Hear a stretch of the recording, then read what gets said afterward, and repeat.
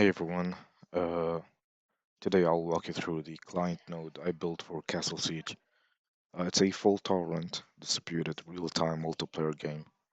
This project pulled together pretty much everything we've covered in this semester, and it forced us to deal with three big challenges at once, which is the partial failures, the heterogeneity, and the real-time performance. For partial failures, it was basically happened when part of the system crashes, but the rest is keeping it running. The heterogeneity, it's basically getting programs written in different languages and different machines, and this is where they will actually talk to each other. And the real-time performance is just making sure that the system responds fast enough for a live game, basically in milliseconds. Just let me walk you through how we handled everything. Yeah, just before I get to the engineering side, just let me explain the game itself. Castle Siege is a multiplayer game. It's up to 7 players, one defender, and 6 attackers. And if the lobby does not fill up with real players, the gateway just fills the empty attacker slots with bots. So the match always run each round. The defender secretly picks one of the 7 doors to be able to seal it. And at the same moment, every attacker picks a door, and they've got exactly around 7 seconds per round to decide. And if the attacker picks the defender sealed door, they are captured. Then the defender team gets a score. And if they pick any other door to be able to escape, and then they'll get points. A match is around 3 rounds, every round 7 seconds. Whoever gets the higher score at the end wins. That 7 second window is really the heart of the challenge here. Everything uh, had to be fast enough to never blow past it. Okay, let's jump on how the system was actually built. The system follows something called a hierarchical group model, which is high level architecture. It's basically nodes arranged in layers, and each node has a distinct job, with one coordinator sitting on top managing traffic for everyone below it. At the top of our system is the C++ gateway node. It is the central coordinator. It accepts every incoming TCP connection. It routes traffic to the right backend server and writes player status to the disk after each match. It relies on something called ePool. It's a Linux mechanism that lets a single thread watch hundreds of socket connections all at once without even blocking it. Uh, so what's the catch in the gateway? It's basically a single point of failure. If it goes down, the whole game goes down with it, and that's a deliberate trade-off. We accept the risk at the top because of the real fault tolerance lives one layer below. Below the gateway sits the two back-end game servers, giving us the physical and uh, technical side, which is two separate machines. So one can fall without taking the game with it. The primary handles all the actual game logic, like evaluating the moves, the scoring, detecting captures, and running around with timers. The mirror uh, is a standby, quietly staying in sync and ready to take over the instant primary fails. At the bottom is the client player nodes, which is one per student. Each node is a standalone app that connects to the gateway, where you can sign in, you can play, everything else.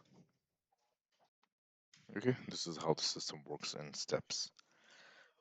Before anyone can connect, the system boots up in a specific sequence, which is called a startup protocol. And then, in step one, this is where the gateway starts. When it starts, it announces its IP to the class, and nothing else can happen until it's live. In step two, where we have server A and server B. Server A and server B boot and register the gateway, and this is called a group membership management, where the gateway learns which servers are actually available.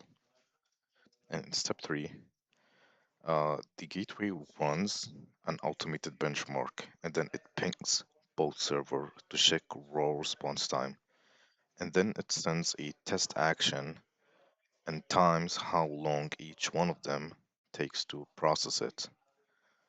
Whichever is the faster becomes the primary, the others becomes mirrors, and that's why we are always running game logic on better performing machines. And step four, the clients connect using their players' IDs, and in the real deployment, this would be a universal or university student ID.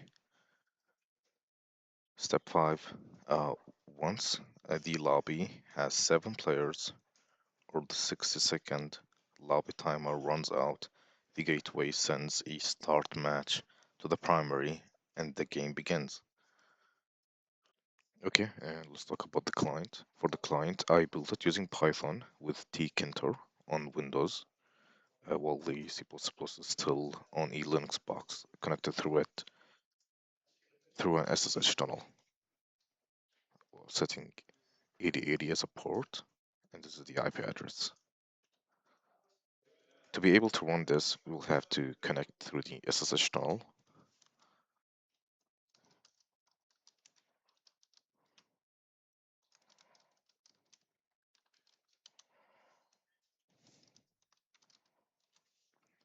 After we are connected, we will have to go to the directory, and we are we can kill any session using this command, and I'm going to set it up. So it's going to build the gateway. After it's done, as you can see, now we are able to connect.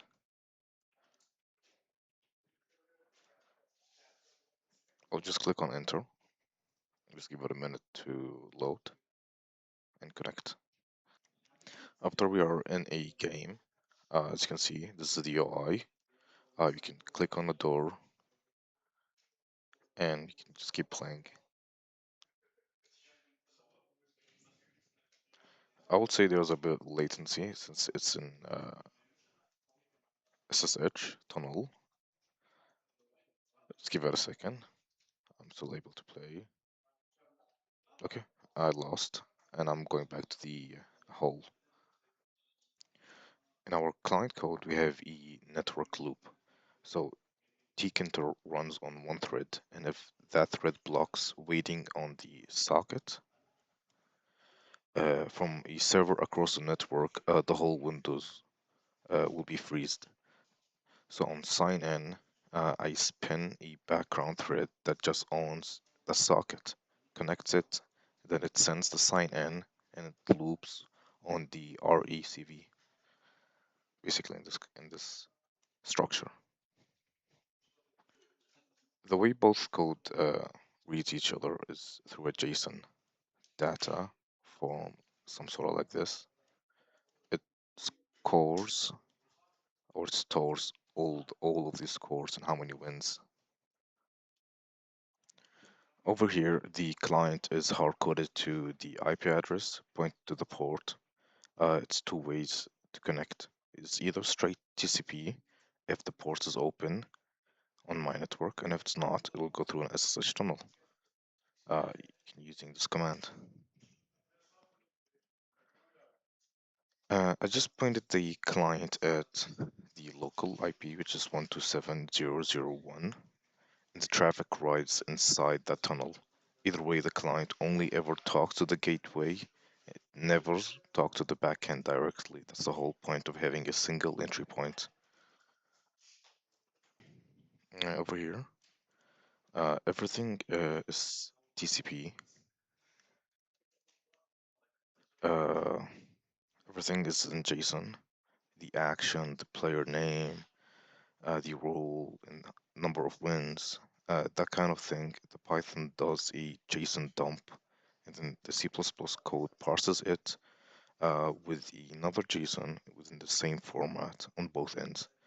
So one got with the TCP, which is a byte stream, so messages can arrive split or glued together. And we handle that by appending the new line to every message. There is four type of messages: the sign in or sign out, the action, the game state, and the match result. The sign in, sign out, it registers the player ID. They either disconnect or connect to the lobby. The action is when the player submit a move, like selecting a door. The game state is the broadcast, or it broadcasts the current board status and the active doors and the round phase. The match where it shows the final results. And then the code is set up over here. Role, action, game state, match results. So as I told you before, you get 7 seconds around, and the full path is from the Windows client to the lab network to the gateway to the back end, back through the gateway, back to the back to every client. Then it does 4 hops, and any freeze on our end eats straight into that time. Here's it in the code. So the 50 millisecond pooling adds basically nothing next to the real network latency. We also ping every 3 seconds and show round trip time live. Players can see their connection quality, as I showed before, in the milliseconds, so they can keep trace on it. Okay, let's talk about the fault tolerance. This is basically the core of the system, and our setup makes it concrete. Gateway and backend live on Linux. Client is on Windows, and if the primary backend dies, the gateway promotes the mirror, and the client never notices. If my PC drops Wi-Fi, the gateway sees the dead socket and keeps the match going on for everyone else. This is why if I had a connection failure, the other players within that queue won't be having any issue since everyone is disconnected from the other. Okay, now this is the handling failure states. We have 3 layers: the backend failover, the match over fallback, and the autoplay bot. Failover is invisible. Client only ever talks to the gateway, so the backend swaps uh, behind the scenes. You don't actually see it. The match over fallback, sometimes the match result just doesn't arrive. So when we see a game state marked as over, we start a 3-second countdown. If the result shows up and it works, if it not, we will have to reset the client ourselves and drop back to the lobby. The autoplay is for stress testing. Uh, the client can pick random doors on its own. Uh, it lets me run a bunch of instances all at once and simulate a full lobby without clicking through all the 7 doors by hand, or all the 7 clients by hand, sorry. Over here, okay,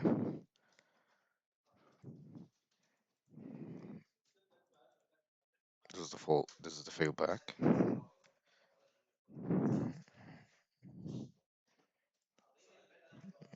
Okay, and this is the match over.